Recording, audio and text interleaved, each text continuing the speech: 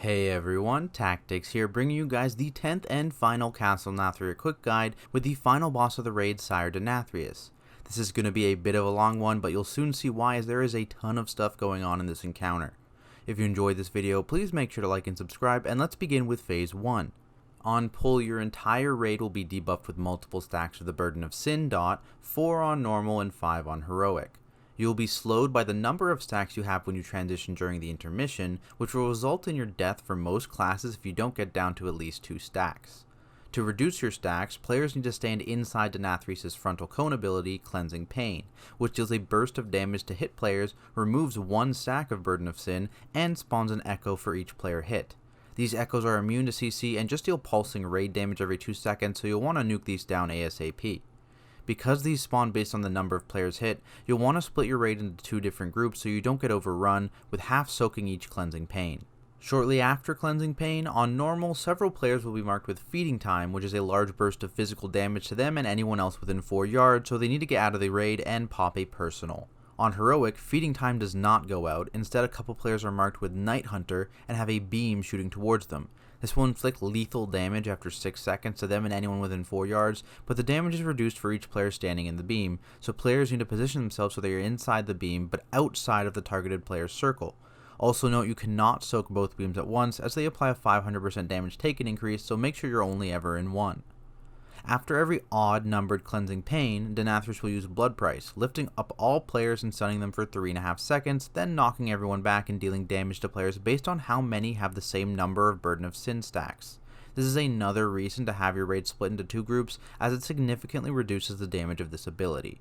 Shortly after every even numbered Cleansing Pain, Denathrius will reach full energy and command Remornia to use Ravage, which covers the current third of the platform in Anima, making it a danger zone.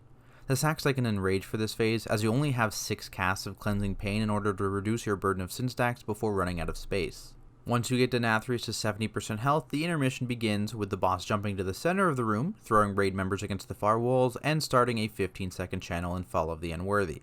In this intermission, you are unable to use any abilities unless you make it to the safe area near the boss. On top of this, if you don't make it to the safe area before his channel completes, you will be instantly killed upon hitting the ground and entering the second phase.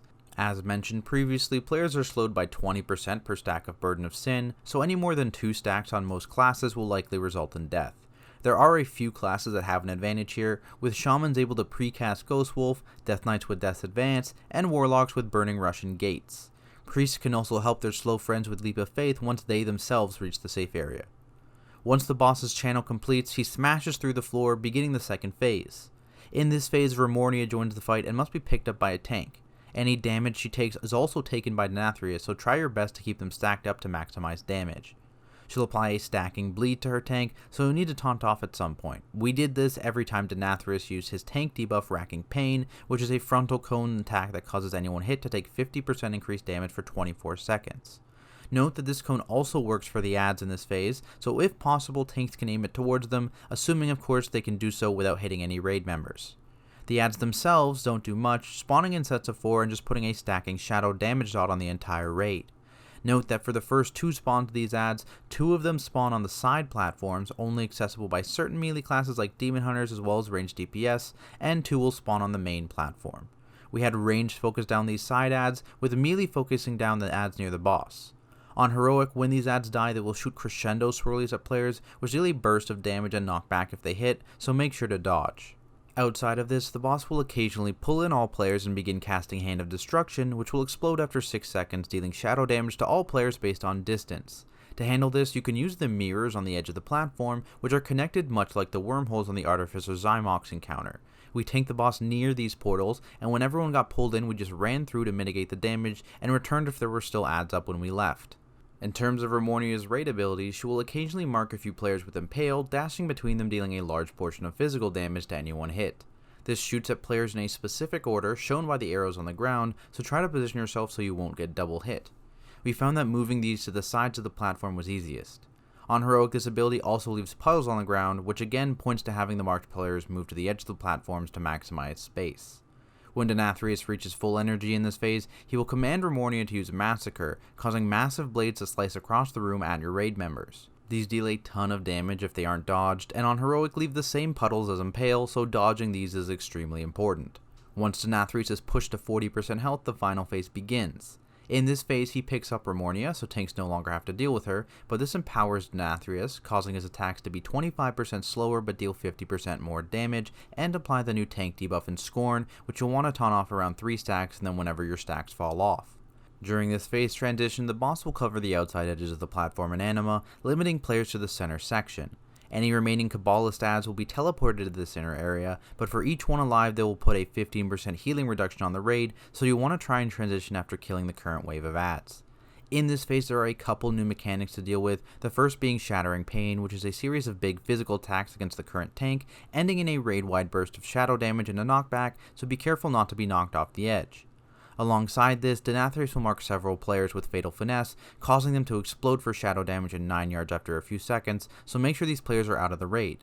On Heroic, these detonations will leave behind spheres of anima that explode for raid damage after 10 seconds. To reduce this explosion damage though, players can stand within 3 yards of the orbs, causing them to take ticking damage but decrease the raid-wide damage portion. To deal with this, you'll want to have groups of players assigned to soak each of the orbs until they disappear. In this phase, at 100 energy, Denathrius will alternate between using Massacre from phase 2, spawning blades that the raid needs to dodge, and Ravage from phase 1, eliminating a third of the platform, putting a timer on this phase. From here, the fight is just a DPS race, where you have to kill Denathrius before he fills the platform with lethal anima. So, to recap, for phase 1, split your raid into 2 and alternate which group soaks each cleansing pain, then nuke down the Echoes of Sin that spawn. On normal, make sure players marked with Feeding Time get out, and on Heroic, make sure players with Night Hunter get out and their beams are soaked. At 100 energy, move to the next third of the platform as the current one will be covered by Ravage Anima. For the Intermission, run towards the center before the channel or you die. You won't be able to cast abilities here, but you can pre-cast things like Ghost Wolf to get through quickly. For phase 2, tanks pick up Remornia and swap whenever Denathrius uses Racking Pain. For DPS, make sure to focus on the Kabbalists, with range focusing on the ones that spawn on the outer platforms, and melee focusing on the ones on the main platform. On Heroic, they will shoot swirlies at the raid on death, so make sure to dodge these. When targeted by Impale, move out to the edge of the platform to not hit other players. When the boss grips everyone in with Hand of Destruction, run through the mirror to mitigate the damage. At 100 energy, dodge the sword slashes from Massacre. On Heroic, being hit by Massacre or Impale leaves a puddle, so be careful of your positioning. For phase 3, taunt off around 3 stacks of Scorn, and use a defensive for Shattering Pain. For the raid, be careful of your positioning when this goes out, as it can knock you off the edge. If targeted with Fatal Finesse, get out of the group, and on Heroic, have players soak the anima orbs left behind by this ability. When Hand of Destruction goes out, just run away as far as possible to mitigate the damage. At 100 energy, the boss will alternate between using Massacre and Ravage, so dodge the sword slashes and kill Denathrius before running out of space. But that is it for my not-so-quick guide to SIRE Denathrius on normal and heroic difficulty. If you enjoyed this video, please make sure to like and subscribe for more Warcraft content like it. You can also follow me on Twitter or check me out on Twitch, both at Tactics. Thank you all so much for watching, and I will see you in the next video.